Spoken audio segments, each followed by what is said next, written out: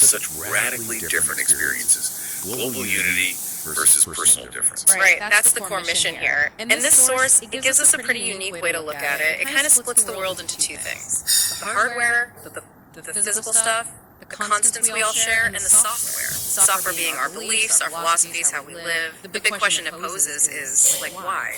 If the hardware is the same, why is the software so wildly different? Yeah, and it starts right off the bat, no messing around. It says, look, Earth isn't America's planet or India's planet. It is God's planet.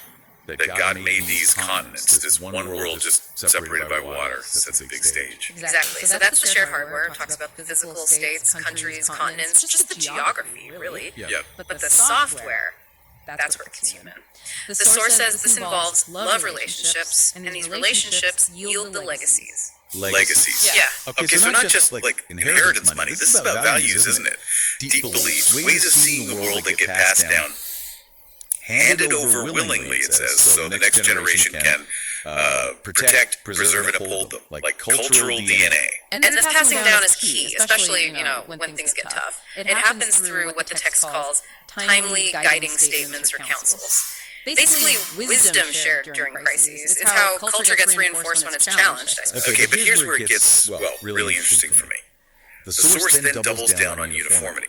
Despite all these differences in culture, in software, it insists the basic physical stuff, the hardware, is identical everywhere. Yeah, it's quite insistent. It gives really specific examples, too. It argues, look, the nature of time in India, same as the type of time in the U.S., fundamentally the same thing. Or the oxygen in Dubai is the same gas physically as the oxygen in New Delhi, electric current in India. Same physical phenomenon as electricity in Iran. It hammers this point about shared physical constants. Okay, but let's push on that a bit. The physics might be the same, sure. Same H2O, same electrons.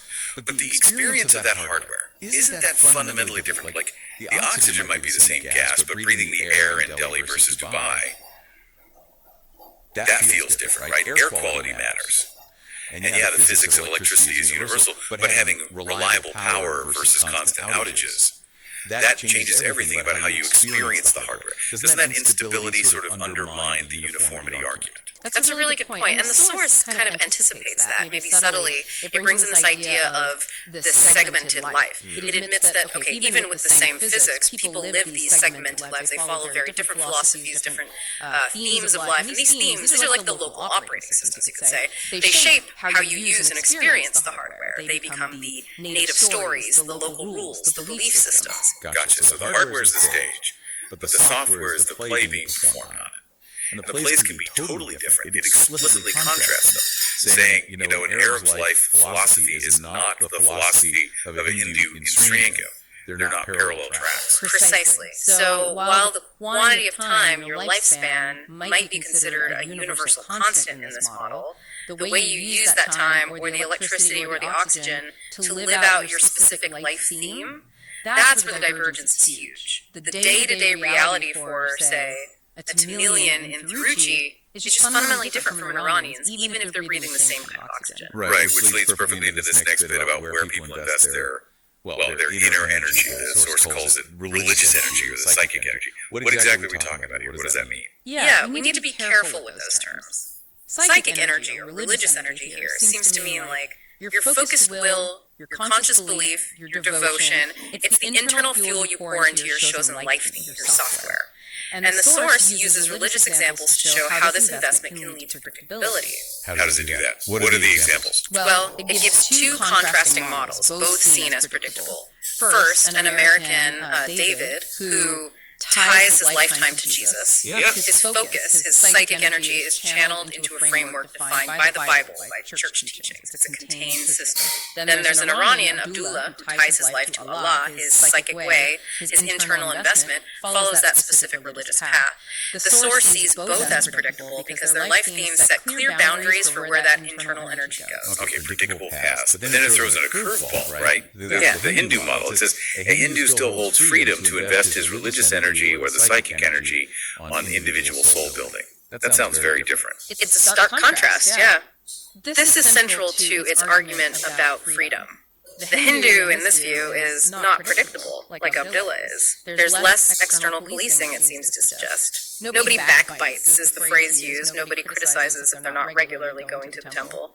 This freedom means their psychic energy isn't necessarily locked into one externally defined orbit. So if that energy isn't directed by a strict external structure, what happens? What's the outcome, according to the text? The text argues that this kind of life is richer. It's filled with enormous options. And this freedom, this unpredictability, allows for investment in something specific, independent character building. So the individual gets to be the primary designer of their own internal moral world, rather than adopting a ready-made one. Let me just think about that philosophically for a second.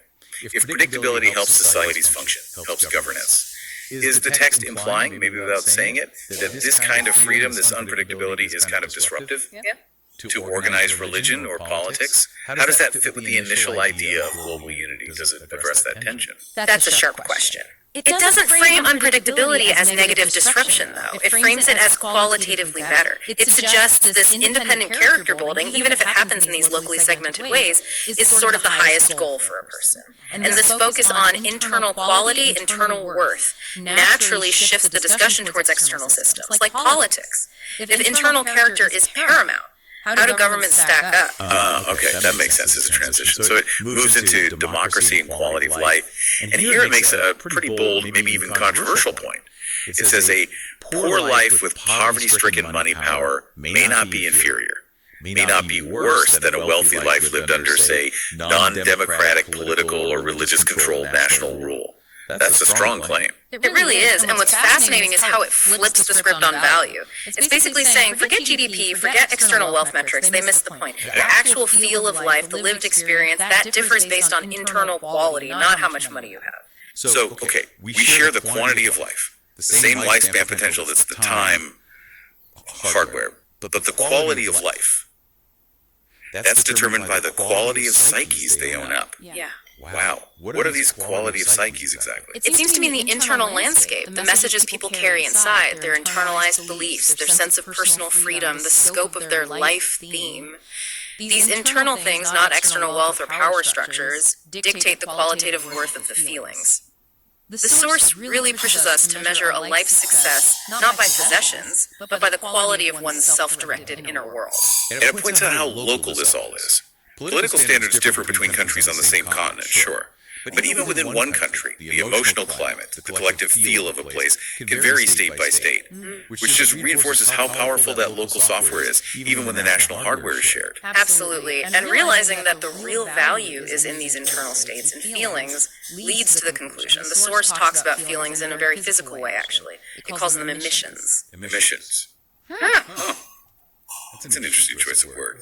But it immediately raises a problem, doesn't it? A scientific one. This raises an important question. If feelings are physical emissions, do we have any way to measure them? Like, is there a meter for the deepness of feeling in the muscles, as the text puts it? We're talking about something totally internal, supposedly physical, but currently unmeasurable. Exactly. And because we haven't figured it out yet, haven't unraveled how feelings even start or made discoveries about this internal process, the source basically says we're just guessing. We make things up, or we have to rely on external cues, gestures, cultural norms, shared experiences, things that force us to be convinced of the intensity of feelings in people from other cultures. So we operate on assumptions about people's inner lives, their psychic quality, because we literally lack the tools to see inside. Right. It's kind of the ultimate limitation of the hardware focus. The text started by saying the universal hardware can access time, oxygen, physics, but it ends by showing how the human software radically separates us through these themes of life and the resulting unquantifiable quality of psyches. So ultimately, the suggestion is that while our external frameworks, politics, religion differ wildly, the real measure of life quality is internal. It's about that psychic energy, that self-directed character building, and crucially, the freedom to shape your own inner worth, regardless of external circumstances like wealth. It's a powerful challenge to how we usually measure success, isn't it? It really asks us to look inward. So thinking about that final point, given the sources, we haven't figured out how feelings even originate. What assumptions are you, listening now, making today about the internal feelings, the psychic experiences of the people around you, especially those from different backgrounds? And if we can't measure it directly, what would it actually take to be truly convinced of the depth and intensity of someone else's inner world?